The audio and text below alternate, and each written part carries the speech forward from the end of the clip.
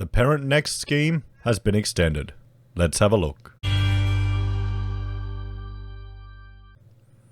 Hello everyone, Florian.Heise here, and welcome to another episode of HeiseSays. Grab your stein of coffee and let's have a look at this article from Yahoo Finance by Jessica Young, discussing the punitive, as she calls it, or the ParentsNext scheme extended for 3 years. Now, I am not familiar with this scheme at all, so I had to look it up, and here it is on the Australian Government Services Australia website. So, ParentsNext, a support service for parents with children under 6 who get parenting payment. It will help you with study and your work goals. So what is it? So the ParentsNext helps parents with children under 6 to plan and prepare for the future study or employment. If you're eligible, we'll connect you with a ParentsNext provider who will help you set study and work goals, set a participation plan with you, meet with you regularly, help you access services in the local community. You don't have to look for work right now. However, it's important to think about your study and work goals for when your children are school-aged. That seems completely reasonable. Doesn't it seem completely reasonable, guys? Preparing for the future. Preparing for the future. You know, maybe they should just do Jordan Peterson's $10 writing course. What do you reckon? So, it seems completely reasonable to me. Let me know in the comments, guys. What do you think? Do you think it seems reasonable to set up a system so people who are, maybe on government welfare or unemployed and being supported by the state to raise their child, plan for the future, plan for their education? The majority of them are single mothers. So, Employment Minister Michaela Cash has extended the controversial ParentsNext scheme for another 3 years on the same day that mutual obligations for the program resumes. The ParentsNext scheme aims to assist 75,000 low-income or unemployed parents who are mostly single mothers who have children below 6 years of age. However, the program has been found to have wrongly denied payments to participants and has been described by the Human Rights Commission to be punitive and manifestly inconsistent with Australia's human rights obligations. In some instances, parents had payments docked for failing to attend story time sessions. And survivors of domestic violence were forced to retell their stories, sometimes in front of children, to continue receiving payments, the Conversation reported. That seems, sadly, that's what happens when the state gets involved. It seems utterly ludicrous. It really does.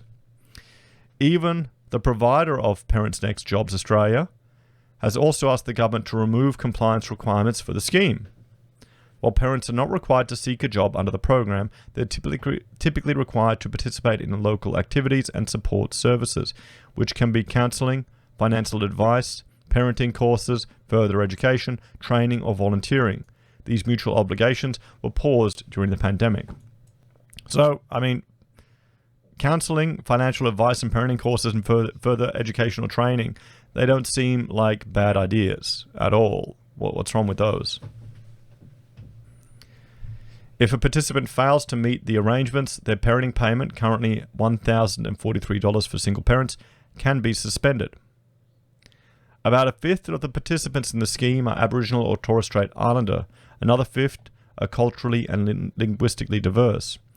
And 12% have a disability, the Conversation has revealed. So, does that matter? If you're culturally and linguistically diverse, then maybe we can have courses that allow you to integrate to Australian culture and to learn the language. Just think about, I was actually talking to John Adams about this, about the number of people that vote in this country that can't speak English. And to me that, I hadn't even thought about that, to be brutally honest, because I'm a first generation Australian. I learned German as my first language in the house. I learned it before I could speak English. That's probably why people are saying, why can't an Australian pronounce all these weird ass names? It's because Germany should have been the official language of the world, but things happen. And that's a joke. A joke, you idiot social justice warriors. Nonetheless, my father learned English by coming over to Australia on a boat and reading the newspaper. And then he went and got a job. You know, that's what you did back in the day. But yeah, I honestly, 'cause I live in a very multicultural part of Brisbane. I live, in the Chinese quarter, shall we say, which has been this way for like a long time. But you go to the park, and I was there at the park yesterday, or the day before, with the kids, and they were playing on the play set. And what they'd actually done, it frustrates me, they'd pulled down this old play equipment and they put up a new one. They put up a new one, which is a lot cheaper and smaller and kind of a different age group. The older one, they probably needed to just, sort out the powder coat and repair it a bit. But now they got rid of it because it had monkey bars and all this stuff that you could actually hurt yourself on, like you did back in the day. And the new one, you still can, but not as much. It's not as dangerous, shall we say. And I was talking to another dad, and I was bitching, going, "What happened? They took all that away," and he couldn't speak English. So it's hard to get to know people at the park when some of them can't even speak a word of English. And yeah, I mean, come on, there's no excuse. There's no excuse. So that should be a requirement of this. It should be a requirement of getting any government assistance, really, or any welfare. Should be mandatory English lessons, at least, so you can have a core competency. Maybe even mandatory, you can't, unless if you can't get it even if you're Australian. I'd hate to see what our literacy rate is now in the nation. I really would. With so many people who can't even speak the language, how can our literacy rate still be at 99%? Maybe we need to have literacy in the dominant language. The aim of ParentsNext is to help break the cycle of intergenerational welfare, dependency, increase female labour force participation, and help close the gap in Indigenous employment, states the Department of Education, Skills and Employment. I mean, that's true. Intergenerational welfare is a huge problem. Intergenerational welfare is a huge problem. With Indigenous Australia, closing the gap has been a systematic failure.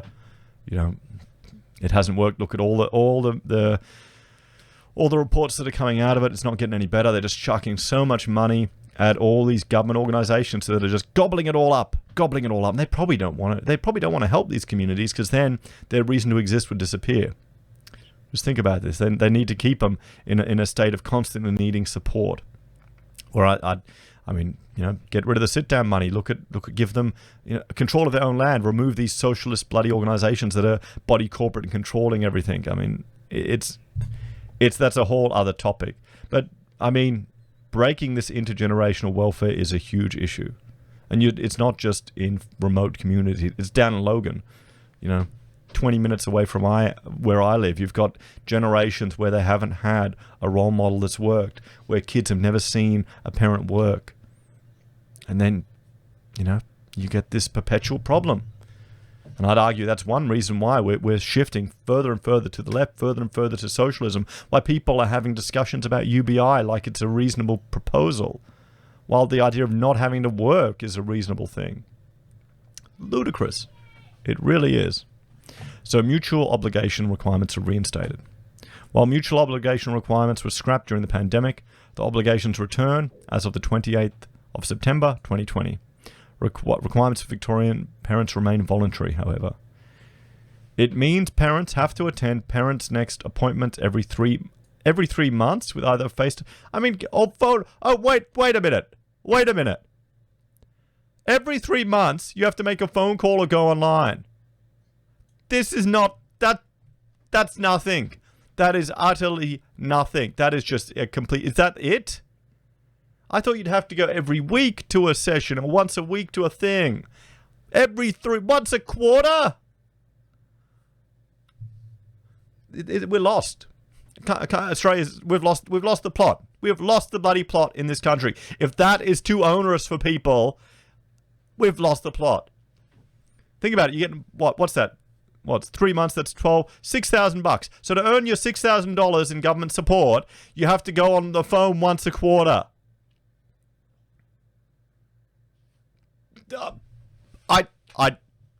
What the hell have I been working for my whole life? Bloody hell! I've been doing it wrong. Getting a career, starting a business, taking all these risks, getting educated. Stuff it. I'll just become a single parent. $6,000 every. I'm kidding, of course, but still, you can see why people are frustrated. A participation plan has to be negotiated and agreed upon, and the activities that are agreed upon need to be performed and reported on.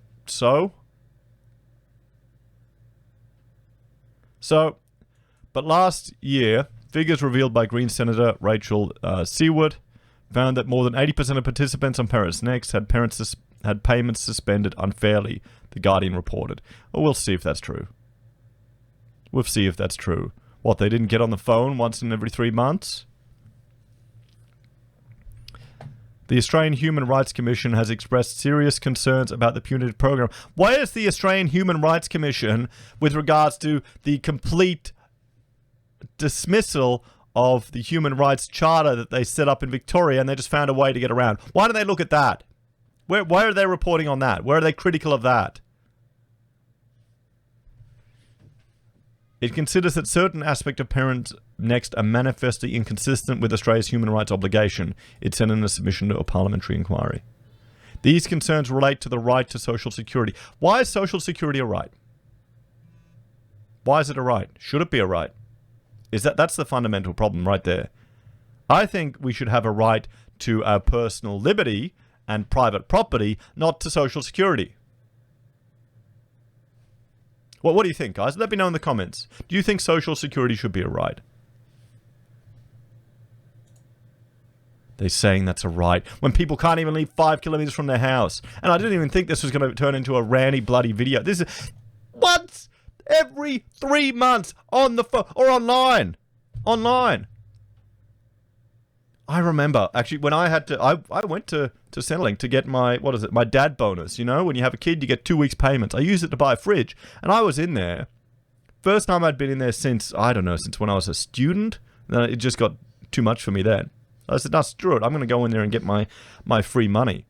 And I went in there and there's a woman complaining to me, oh, I can't do my meeting on my app. Do you know what's going on? And I said, oh, no, sorry, I don't know about this. Whinging that, you couldn't do it on the app. Couldn't do their mutual obligation. It's insane. It's not a right. It is not a right. You've got to remember, it's funded by other people's money. This is wealth redistribution. A right. The right to equality. No, there's no right to equality. And non-discrimination and children's rights. Okay, I agree with non-discrimination. That's the only one there that we should have. And generally the market will create that and allow it because it'll punish the idiots who discriminate on stupid things. But no, we right now we have calls for positive discrimination. You've got organizations in the government that believe in things like the wage gap, so they discriminate for women. You've got people discriminating based on race.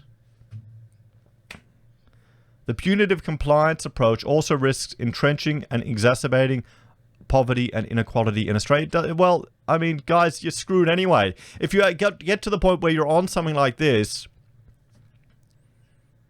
you need help. Women and Indigenous Australians are also disproportionately impacted by ParentsNext, the Commission said. Yes, because they're disproportionately helped by ParentsNext. Come on! You can't have it. Oh! Media hits Earth, women most affected. The AHRC has called for the program to be opt-in instead, rather than mandatory, and for the compliance framework to be removed so participants aren't at risk of losing their payments. You've got to report in once a quarter. So what do you all think, guys? What do you think? I understand how it's unfair if people are dependent on this, but it's once a quarter. You know what it could be? It could be that they're not having enough interaction. They're not having enough contact, or their obligations. They need to up it to once a week. Maybe once a weekly thing. Have a whole bunch of them get together. Have a play date. And look at strategies to... I don't know. Should welfare be a right? Should welfare funded by money appropriated from others be a right? As always, let me know your thoughts and opinions in the comments down below. Please like, share, and subscribe to the channel. Okay, I've got to go. I've got to help. I'll help you in a second, Jojo. You might not be able to hear it because I've got NVIDIA on. Thanks for watching. Like, share, and subscribe to the channel. Let me know your thoughts and opinions down below. If you're a fan and want to support the content I create, there are a few ways you can. You can join the channel on YouTube or Patreon. You can support us using our affiliate links at Amazon, eBay, independent reserve or Kucoin. 1 second. I'll see you next time, guys.